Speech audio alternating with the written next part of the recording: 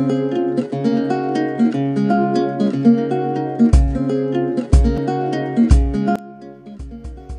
semua, selamat datang di channel saya, Tersia Sudirman. Apa kabar? Semoga sehat-sehat selalu ya. Selamat menjalankan puasa Ramadan bagi kita, bagi teman-teman semua yang beragama Islam. Mudah-mudahan puasa kita lancar sampai dengan Lebaran nanti. Sesuai dengan judul, kali ini saya mau berbagi pengalaman ya. Ini bukan cerita teori-teori, saya mau berbagi pengalaman saya puasa dengan dibarengi DBM. Nah, ini mungkin bisa universal ya, bisa buat teman-teman yang beragama Islam, yang puasa Ramadan, puasa Senin Kamis, puasa Daud, atau buat teman-teman sekalian yang beragama non-Muslim, misalnya Kristen, begitu kan ada puasanya ya. Setahu saya ada teman juga beragama Kristen tapi ada puasanya. Nah, mungkin kalian ingin dapat pahala, dapat kurusnya juga, cobain dengan cara DBM, yaitu mengcombine puasa dengan diet DBM. Kan lumayan ya, dapat pahalanya, dapat kurusnya juga. Nah, kali ini saya akan menjelaskan dalam dua versi ya. Versi pertama adalah versi bagi kalian yang sedang mengejar target. Berarti dalam versi pertama ini kalian no comot-comot, kalian tidak ada selingkuh-selingkuh. Selingkuh tuh dalam arti colongan begitu, makanya colongan di luar jalur DBM. Nah, itu kita menyebutnya biasa tuh selingkuh, bukan selingkuh dari pasangan, bukan ya, tetapi makan di luar jalur DBM. Jadi kalau di versi pertama, versi kejar target, kalian tidak boleh colongan makannya, memang harus bener-bener kejar target, harus ketat banget. Nah, versi yang kedua adalah versi di mana kalian sedang tidak mengejar target. Misalnya sudah ada di target yang biasa saja lah, ingin hanya untuk menurunkan 1 atau 2 kilo atau hanya untuk mempertahankan berat badan. Misalnya kayak saya bukan lagi versi yang pertama kejar target, tidak, tetapi saya dalam versi yang kedua, yaitu versi mempertahankan berat badan. Ada 3 poin yang saya akan bahas. Poin pertama adalah tentang makanannya, poin yang kedua adalah tentang minumnya, cara minumnya, minuman yang baik seperti apa, jam berapa, bagaimana. Terus kemudian yang ketiga adalah olahraganya. Kita bahas yang bagian pertama dulu, yaitu makannya. Nah, kalau orang puasa itu kan identik sekali dengan takjil ya. Nah, kalau di dalam DBM karena makanannya terbatas, jadi kira-kira apa yang cocok untuk dijadikan sebagai takjil? Untuk saya pribadi, itu saya sering sekali membuat takjil, makanan-makanan pembuka ya, yang seger-seger, misalnya kayak es buah atau yang lain-lain, itu bisa banget. Biasanya saya paling sering itu pakai ini, jelly ya, atau cincau yang dibikin plain gitu tanpa gula, terus saya campur dengan santannya santan kemasan ya, jangan santan yang diperes dari buah itu, jangan, karena katanya di dalam forum-forum DBM yang saya baca di Facebook ataupun di Instagram itu kan banyak mengandung karbohidrat, jadi cukup dengan jelly, kemudian ditambah dengan santan, kemudian ditambah dengan gula diet. Gula dietnya tuh yang seperti begini, kalian pasti sudah tahu sendiri lah ya, dan banyak model-model gula diet yang lain. Nah, selain dengan jelly, santan, kemudian gula diet, banyak juga yang bisa dimodifikasi seperti pakai keju ataupun pakai buah alpukat. Kebetulan saya tidak punya buah alpukat.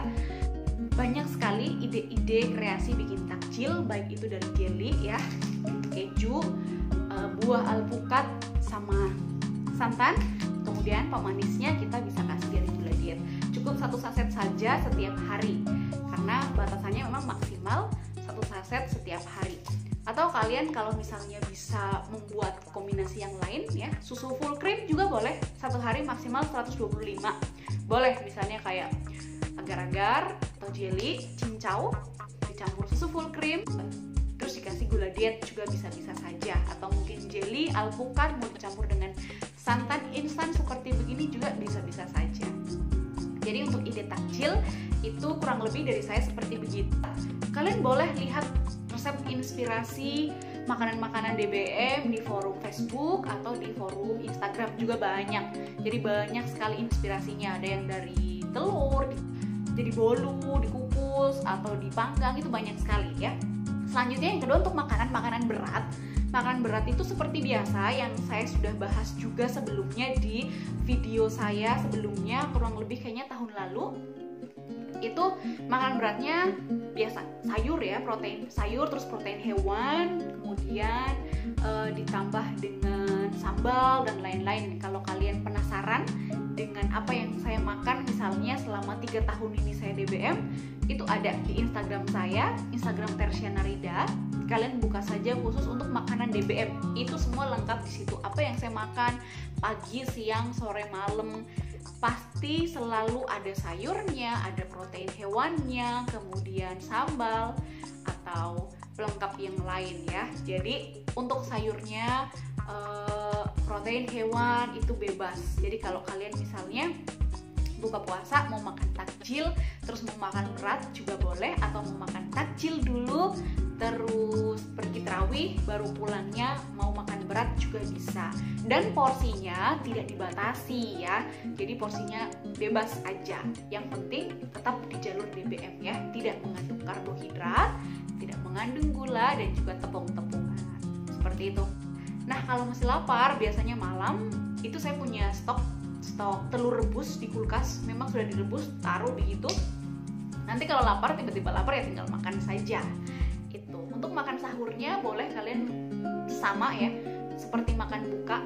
Misalnya kalau makan buka tadi pakai sayur bening, misalnya pakai ayam, pakai daging, pakai telur, nanti pas sahur boleh makan makanan yang serupa, boleh. Tapi kalau saya kadang sahur itu sudah malas ya, paling saya makan telur rebus atau telur goreng dengan air, udah itu aja. Karena kalau pas sahur itu kan kayak makan berat itu males ya, karena bangun tidur masa langsung makan gitu. Jadi saya paling hanya makan telur rebus atau telur goreng terus ditambah minum. Kalaupun mau yang hangat-hangat, paling teh hangat pakai gula diet, atau kadang juga teh hangat tawar seperti itu. Nah itu untuk makan. Nanti untuk menu-menu makan supaya kalian jelas seperti apa yang saya makan dan lain-lain, kalian boleh lihat di Instagram saya ya. Itu banyak sekali menu-menu makan yang saya share selama menjalani program diet DBM. Buat kalian yang sedang memperjuangkan ini harus kurus di hari lebaran, yang sedang kejar target, ikuti terus, jangan pernah berpaling dari makanan-makanan DBM, jangan selingkuh-selingkuh, jangan comot-comot makanan yang aneh-aneh supaya lebaran kurus. Nah, kemudian yang kedua, itu untuk minumnya. Saya menganjurkan buat teman-teman pejuang kurus harus minum air hangat. Kenapa? Karena menurut saya dengan meminum air hangat itu dia lebih memaksimalkan pembakaran lemak gitu. Jadi pengalaman saya ketika diet ya, waktu awal-awal sekali, saya kan target banget saya memperbanyak minum air hangat. Apalagi dulu waktu saya ketat sekali, buka puasanya tuh selalu pakai ini ya, santan instan, dikasih air panas, dikasih garam, baru diminum. Menjelang tidur itu saya minum terus, pagi-paginya pencernaan tuh lancar. Kalian buang air besar itu kayak buang air kecil. Kenapa? Kayak air tuh kayak lendir-lendir ingus begitu keluar banyak sekali, dan itu tuh saya memprediksi itu kayak lemak-lemak keluar gitu. Jadi memang air hangat itu kalau menurut saya mungkin hanya perasaan ya, tapi secara ilmiah mungkin tidak menurunkan atau mempercepat, tapi saya rasa lebih cepat berkeringat, pencernaan juga lebih lancar, seperti itu sih.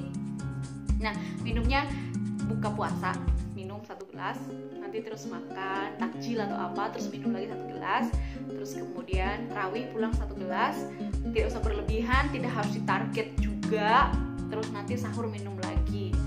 Memang banyak minum air putih lebih bagus, tapi nggak usah dipaksakan kalau tidak terbiasa minum banyak begitu ya, tidak usah terlalu dipaksakan, semampunya saja.